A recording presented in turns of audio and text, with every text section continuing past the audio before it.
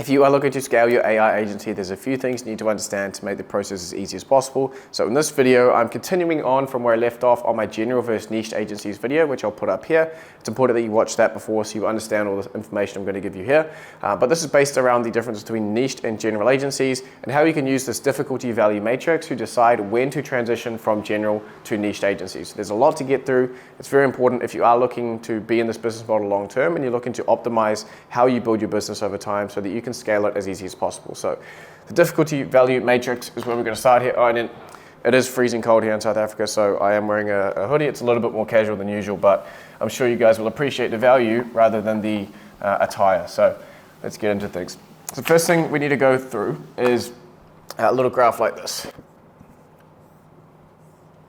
All right, and so up here, all right, and up here we have 50K, 100K, and say this is 300K. And this is monthly rev. So we have monthly revenue of 10K, 50K, 100K, and 300,000. Now this is not retainer income necessarily, it's just the amount of cash collected each month that you're doing. And we have option number one here, which is the niched agency. Niched, and here we have general. So this is step one. It's understanding the difference between the two models and when you should pick one, when you should pick the other, and when you should look to transition your general agency into a niched agency. Because if we're looking to scale, which we're going to get to in a second, the niched agency is superior in terms of scaling. Operationally, you are going to be running into less issues. You've got less complexity throughout the business. You're going to be selling the same thing to roughly the same set of people over and over and over again. So it makes it much easier to repeatedly sell that thing and dial in your marketing and your messaging over time, start running ads, etc. So scalability, the niche agency has the crown here, as you'd expect. But the general agency is where most of you are going to be starting. I've been over in my recent video, the one that I mentioned, that you should have already watched before watching this, that the niche agency is only really ideal for people starting out who have connections or experience in a given industry. So if you have connections in, say, the home services industry, and you have experience and you deeply understand exactly how those businesses run and the problems that they face, then you can go in and either use your own experience to identify a niche solution and build that out, maybe hire a development team or try to build it out yourself. Or you have your own experience from working in that industry and you know everything and you don't need to go to anyone else. But also the connections are going to be helpful because you can then go and sell it to business owners in that space using your warm connections. So niched agency, because you have to come up with a product or a service and an offer initially, it's a lot harder to start as a beginner, but long term it is superior if you're looking to scale aggressively, right? So the general agency, which is what most of you are going to start, which means you don't need connections, you don't need experience. This is kind of a longer process to get started. But it's a way to ease into the model and ease into running online businesses. I know many of you are new to online business in general, and easing into it took me 14 months to make my first $1 in profit when I was doing online business in the e-commerce space. And that was because I had to ease in and pick up all these other skills that are necessary to actually succeed. It's mindset, it's habits, there's a complete transformation of you that needs to happen. And the general agency is a way that you can ease into it without having to go through all the difficulty of coming up with an offer, identifying a problem to solve, etc. So general agency is where most of you are going to be starting, but that is not where, if you are looking to scale, which is the whole purpose of this video, you are going to end up long term. And as I mentioned before, the operational streamlining that you can have from a niched agency, where it's like, okay, we have built this one product or this suite of products for a certain niche or for a certain avatar. It's much easier for us to sell that repeatedly and also to acquire customers because we can run ads, etc. Going in circles here, but you get the idea. The point of this video is to give you a framework, the difficulty value matrix, to let you know when to transition this general agency into a niche agency. Because the good thing about a general agency is because you are working with various different types of companies, you're taking requests on things that they want you to build for them, like Morningside AI, my own company. We are in the process, the reason I'm making this video is because we're in the process of doing this right now. So we are looking to, we've been trying to scale the general agency, which is taking custom projects past 6 figures per month, and it has just been an absolute nightmare. Like it is pushing shit uphill because there's so much operational complexity of running these custom projects every time. Because every time we go to take on a client, there's this gigantic process, there's a lot of exploration. We need to do an entire exploration milestone with them. That's going to take a week, and we need to hop on, do a proposal, write the whole proposal up, do the contracting, custom every time, go back and forth on the contract. A lot of stuff goes on just to get one client signed. Because there's so much, it's custom. We're doing custom development. They would do it on request. They come to us with something that they need. They've watched one of my videos, or they've seen something elsewhere, and they come to us and say, hey, can you build this for me? I'd like a quote or proposal. So, and then because every time you go to build a project as a custom AI solutions company like Morningside, we are solving problems that we potentially haven't solved before. So we have a track record of previous projects we've done, and we can draw from that how we can execute on these new ones. But at the end of the day, we haven't covered even a fraction of the potential use cases out there. And so for us, every time we go into a project, we are dealing with an element of unknown. And that means there's a risk factor that there's going to be issues that pop up in the project that's going to take longer than expected. There's more managerial insight involved. And so it's difficult, it has been difficult for us to get past this 100K per month mark. So we are in the process of niching down Morningside. This is a little bit of an announcement. I'm going to do a whole video on it. But we're in the process of niching Morningside down into a specific niche. I'm not going to tell you just yet. You've got to wait for that video. But we're going to niche down to scale past that six-figure per month or low six-figure per month cap that we've been facing. So for those of you who are starting off agencies, I want you to get this very clear in your mind right now. Even if you're just starting, even if you haven't started, understand that this dynamic is at play where niche agencies can sort of scale right through because they get through all the hard work early. General agencies get to taste all the way along, so they're doing all these different projects that you do at the time. At some point, you're going to find something that's going to allow you to niche down, and that's what the next part of this video is about, is how do you know when you've found that? So let's go into the next part now. So here we have the difficulty value matrix, a framework that I've come up with for looking at the solutions that you provide as a general agency, that you can pass through this as a filter or as a lens to determine if the solution that you're providing is something that's potentially an option for niching down towards. So I know it's probably not rocket science, but we have value along the bottom in terms of the value to the client. So if you create something inherently, the solutions that we build, our whole job as AI automation agency owners is to be able to use AI technology to create value in businesses. So that's our skill. We need to identify opportunities for it, and then we need to deploy the resources and the team necessary and have the managerial oversight to see that that project delivered and executed so that we can create value for the businesses, and we're going to be able to extract some of that value back for ourselves in the process of creating it. So that's how we pull and siphon out some money from this AI wave and the AI revolution, or whatever buzzword you want to use. We need to create value with AI, and we get a share of it, of whatever we're able to create. So the value that we create for clients, it can either be low and something that's quite small and more of a quality of life thing, or it can be a serious impact, provide a serious impact to the business and drive massive growth or cost savings, etc. So high value, low value, not too complicated. Then we have difficulty. In terms of the difficulty of you to deliver it. There's low difficulty and high difficulty. This might be a little automation. This might be a custom platform. The high difficulty ones might involve a lot of moving parts and different integrations. The low difficulty ones might use a very basic setup with just one or two software. So I know you guys are smart enough to understand the difference between hard and easy projects and also low and high value projects. But in the middle here is where it gets good. And this is the lens that you can look through to identify what solutions you should consider niching down towards. So first we have in this bottom corner, low value solutions, low value to the client, but also low difficulty. So it's easy for us to deliver, but it's not providing that much value to the client. So these are kind of quality of life, they can be good for upsells, where if you're targeting a certain niche, you can say, hey, look, I'll also throw in this, this, this, and this. It's easy for us to do. It's like not much cost to us, but we can throw them in there. It's not going to be the main driver of value for the offer, but they can be handy things to get a deal over the line, or just to provide some extra value for the client on the whole. So low value and easy. Next, we have solutions that are of low value to the client and are hard for us to deliver. So I'm not even going to continue talking about that. Let's just cross that off. That's not what we're interested in here.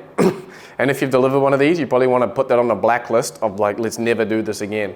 Because providing not much value to your client and making it very hard for yourself and your team is not the equation that we want out of these businesses, right? Personally, I'm trying to build a business that is, to some degree, a lifestyle business as well, that allows me to live the life that I want to. And if I'm taking on a bunch of stressing my team out and not delivering much value, I can put my time in, and I should be spending my time on different areas of this quadrant in future. So jumping across to here, we have high value and hard solutions. So these are these custom platforms that you have to put a lot of effort into. Like the biggest project that we've done at Morningside is now over $120,000 or so. And it was a complete AI SaaS build out that we've done. That was both high value for the client and also very hard for the team. So that was the most difficult project we've done by far. It took basically all of our resources for a while, but we're able to deliver that. And so while these can be good at certain stages of your general agency, it's likely not something that you want to niche your agency down to, unless you want to end up, like in our case, being like the AI SaaS specialists. Personally, I wouldn't be trying to niche down to it, and that's why us as Morningside didn't. We did consider it, of saying, hey, let's just keep doing AI SaaS projects because they're quite large, they're high ticket, and we can get a nice track record up of like clear, definable platforms that we built. But on the whole, we weren't interested in doing that. We were looking for a sort of smaller win that we can scale a bit more aggressively, because this hard, we are in a stage with the AI space right now where we have the luxury of being early. We don't have to, at a later date, people are going to solve these problems, because hard was all kind of relative, right? People can solve hard with good systems and good processes and really talented teams. So hard can eventually become like medium if you've done the same thing like 20 times and you've really dialed in the processes on how you execute on delivering an AI SaaS platform. But on the whole, we are in the early stages of this AI revolution, and we have the luxury of picking the low-hanging fruit. So you watching this video right now as a posting, you have the luxury of picking the low-hanging fruit that are easy to deliver and high value, which is our next one. So this is not a complete no, neither is this, but this is high value to the client plus easy to deliver, which is a big check mark from Mr. Ottley here. So that is exactly what we're trying to go for if you are niching down to a specific type of solution that you want to sell repeatedly. For example, you may have found an automation or a chain of AI automations that, when applied to a specific type of business, can completely change the way that they are acquiring clients. And that's a massive value add for the client, but also easier for you. In some cases, the strengths of generative AI and LLMs can just be applied perfectly to a specific use case, and you're able to get a situation like this where high value to the client and easy for you to deliver. So if we are talking about when to go from niche to general, and you remember on the little thing, I had all these lines, and then what's this big star moment where we're going to actually go up to the niche route. This is what you're looking for. This is the lens, the high value and easy to deliver. So just to recap, high value and easy is what we're looking for. Low value and easy are good for upsells / bundles. So not something you should completely disregard, but keep them in the back pocket if you want to add more value to a deal or offer them to your client as an extra. High value and hard can be good, and you can turn this hard into medium over time. But we are in the early stages and we get to pick the low-hanging fruit. Here's a little tree. The low-hanging fruit is what we're trying to get there. And that's what high value and easy to deliver solutions are. So moving on from that, I want to point out also something that you may not be aware of. When you are building these solutions and working as a general agency in particular, there is no contractual obligation, unless you put it in the contract, that if you build a high value and easy to deliver solution for a client, that you can't go and then take this and go, okay, how can I find more businesses? So you've delivered a high value and easy to deliver solution for a specific type of business. The question you should be asking next, if you're choosing to niche down here or want to explore it further, do a couple more iterations and implement it in businesses a few more times and get a bit more experience, your question should be, how can I find more of these businesses? Because what you've just built here, unless in the contract with the client they ask for exclusivity, where if you build this for me, you're not allowed to build it for any of my competitors or anyone else in the space. And for them to ask for that in the contract, you will need to put your price significantly up, because in most cases, AI is quite a broad field right now. There's a lot of overlapping solutions. It might be an AI automation, it might be a chatbot.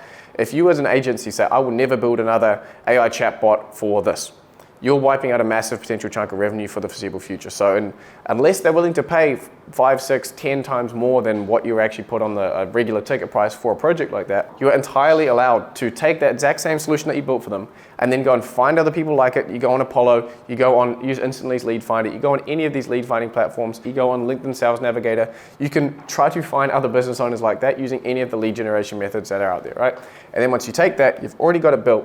Now you can just try and copy and paste it to some degree. There's always going to be some complexities in replicating it across to another business, but for the most part, you've got a significant chunk of it done, and now you're able to take it across. So these businesses that you work with, unless they ask for it explicitly in the contract, you are able to go and find more businesses like them, and then you have the ammunition required to say, I built X for Y, do you want it. And then once you do this, you have the ammunition when you are reaching out to them to make your outreach so much more effective, because you can say, hey, I just built X for Y, your competitor.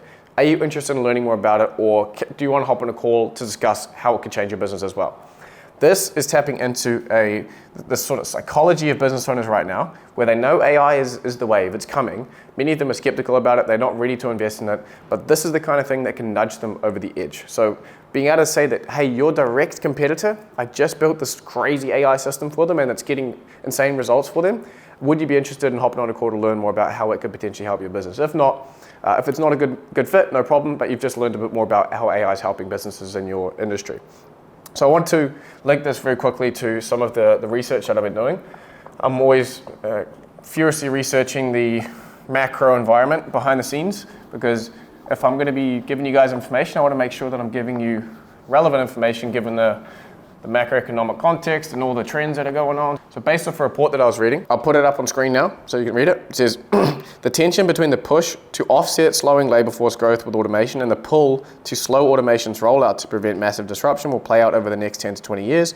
But once the first companies begin deploying new forms of automation, others are likely to rapidly follow suit to stay competitive.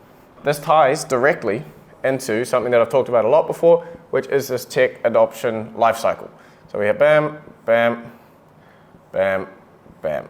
If you haven't watched that video on why you aren't making money with AI, I break this down and explain. You need to understand this if you want to be in AI business and selling AI solutions, so watch that up here. The tech adoption lifecycle, not to harp on about this over and over, but if you remember from that video, we have the innovators here. We can ignore them. We have the early adopters, which is where we're selling most of our AI solutions right now. So early adopters are this segment here. And then we have the early majority, which is this big chunk here. And then we have the late majority, which we're not too interested in right now. But we are in the stage with the AI space right now. On the consumer side, it's a little bit different because ChatGPT is allowing us to, the early majority is getting into ChatGPT right now. But when it comes to business adoption of AI solutions, I can tell you firsthand, and from all the thousands of people in my community, that we're still in this early adopters category. And this is what they call the chasm, crossing the chasm. So I didn't really draw it as you would, but there's a gap between early adoption and early majority. And it's the businesses right now who are able to jump from these early adopters, who many of you are probably talking to when you're doing your lead generation, you're making content, you'll be talking to a lot of early adopters in the space who are interested in just trying AI out in their business because they know it's the future and they're willing to experiment and they see where it's going to go. They're not as worried in direct ROI, but more on just being in the front foot. So they'll take a bit of their profits and reinvest it into AI just purely on the potential for what it could do for their business long term. But this early majority take a lot more evidence and data. They're going to wait for the early adopters to have a go with it.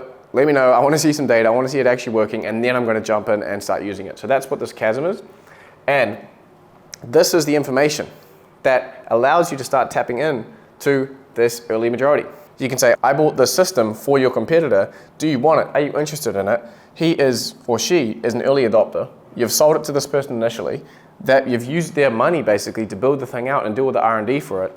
And now you can go to these early majority and start reaching out to a much broader part of the business owner population and start sending these kind of messages where it's, hey, you are in this category and you need information like this. Here's all the proof, here's how it worked, here's a demo of it. Would you be interested? And now you are able to start tapping into this much larger chunk of the business owner population or business owner market globally, wherever you want to niche that down to. But broadly speaking, this section of the early majority is what you're able to tap into, and that is really what the race is on for right now between you, me, everyone else in the AI agency space, the small group of us that are after this opportunity right now.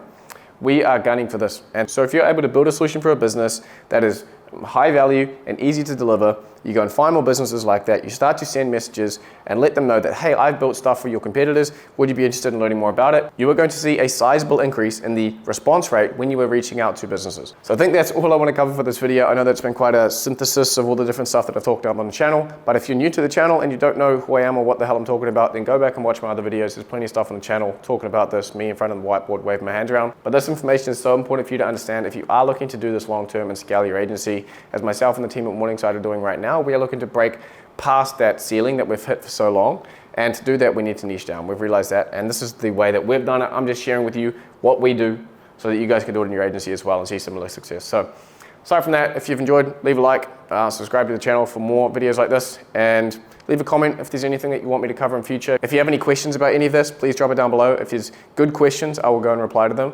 If it's just rubbish, then I'm not going to bother replying to them, by the way. So yeah, that's the difficulty value matrix. That's all for this video. See you in the next one.